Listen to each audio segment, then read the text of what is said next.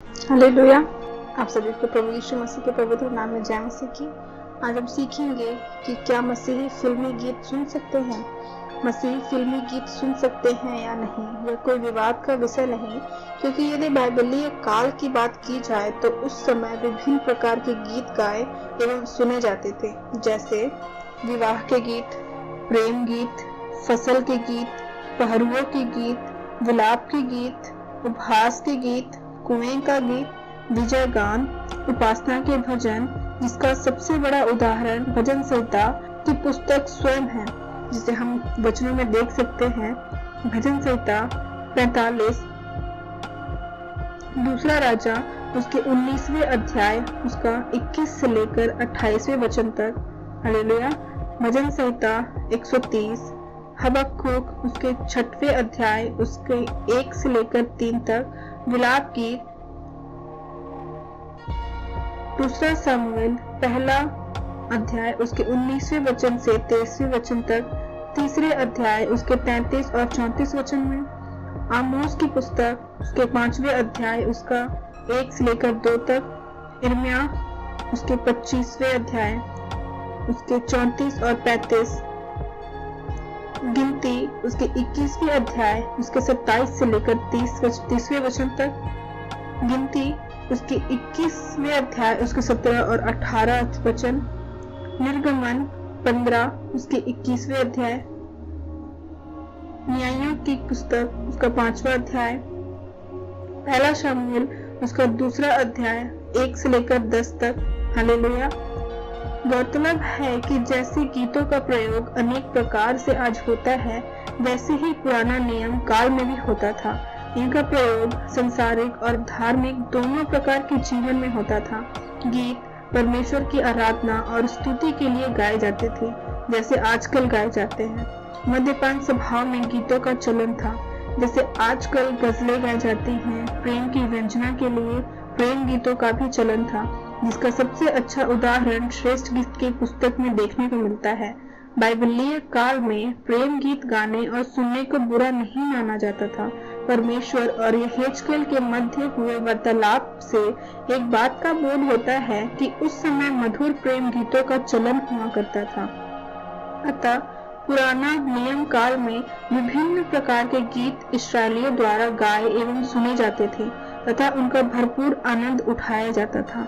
मसीही फिल्मी गीत सुन सकते हैं या नहीं, यह प्रश्न आज कलीसियाओं में विवाद का विषय बन गया है, परंतु सांसारिक कार्यकलापों के विषय में पौलुस द्वारा कहे गए शब्द मसीहियों का मार्गदर्शन कर सकते हैं। जिस प्रकार हमें वचन मिलता है पहला कुरिन्थी उसके 10वें अध्याय उसके 23वें वचन में कि सब वस्तुएं मेरे लिए उचित तो है, परंतु सब लाभ की नहीं। सब वस्तुएं मेरे लिए उचित तो है, परंतु सब वस्तुओं से उन्नति नहीं होती। हालेलुया।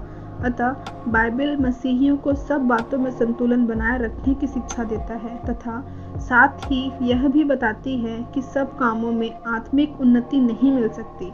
यदि आप फिल्मी गीत सुनते हैं तो कोई लाभ नहीं, न सुनते हैं तो कोई हानि नहीं, परंतु फूहड़ एवं अश्लील गीतों के सुनने का बाइबल सीधे तौर पर विरोध करती है। इस प्रकार हमें वचन मिलता है सभोपदेशक उसके 7वां अध्याय उसके 5वें वचन में कि मूर्खों के गीत सुनने से बुद्धिमान के गुण सुनना उत्तम है। हालेलुया।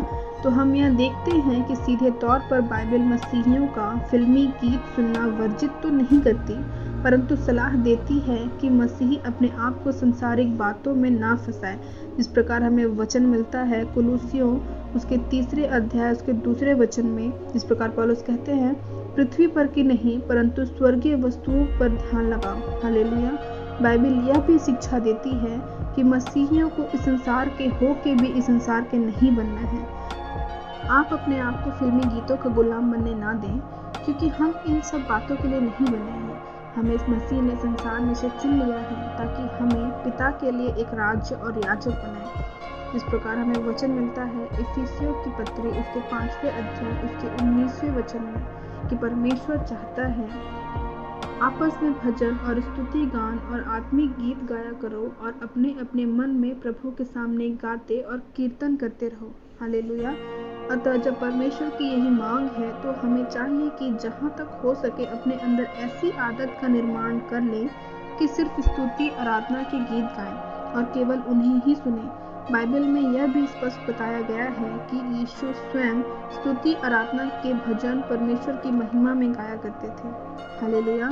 इस प्रकार हमें वचन मिलता है मत्ती की पुस्तक उसके 26वें अध्याय उसके 30वें वचन में और मरकुस की पुस्तक उसके 14 अध्याय उसके 26वें वचन में। हालेलुया। जिस प्रकार हमें वचन मिलता है यूहन्ना 4 अध्याय उसके 23वें वचन में कि परंतु वह समय आता है वरन अब भी है जिसमें सच्चे भक्त पिता की आराधना आत्मा और सच्चाई से करेंगे, क्योंकि पिता अपने लिए ऐसे ही आराधकों को ढूंढता है। परमेश्वर चाहता है कि उसके लोग जिनका उसने उद्धार किया है उसकी स्तुति आराधना के गीत गाएं। तो जब प्रभु हमसे यही चाहता है तो क्यों न हम ऐसा ही करके अपने जीवन से उसे प्रसन्न करें। आज पश्चिमी संगीत में अधिकांश गीतकार और संगीतकार शैतानवादी हैं जो इस प्रकार से गीतों को बनाते हैं कि उनको सुनने के द्वारा ही एक व्यक्ति शैतान की उपासना के रीति रिवाजों में सम्मिलित हो जाता है। गीत इस प्रकार लिखे जाते हैं कि उनको गाते समय शैतान की स्तुति के स्वर निकले। यह बात स्वयं शैतान का चर्च द्वारा एक अमेरिकन टीवी शो पर बताई गई है। अतः आज हमें अपने जीवन के हर मोड़ पर गंभीर रहने की आवश्यकता है। प्रश्न अब फिल्मी गीत सुनने या न सुनने का बनकर रह नहीं गया, परंतु प्रश्न अब हमारी विश्वास योग्यता का बन गया है। हालेलुया। आप सभी को जय मसीह की।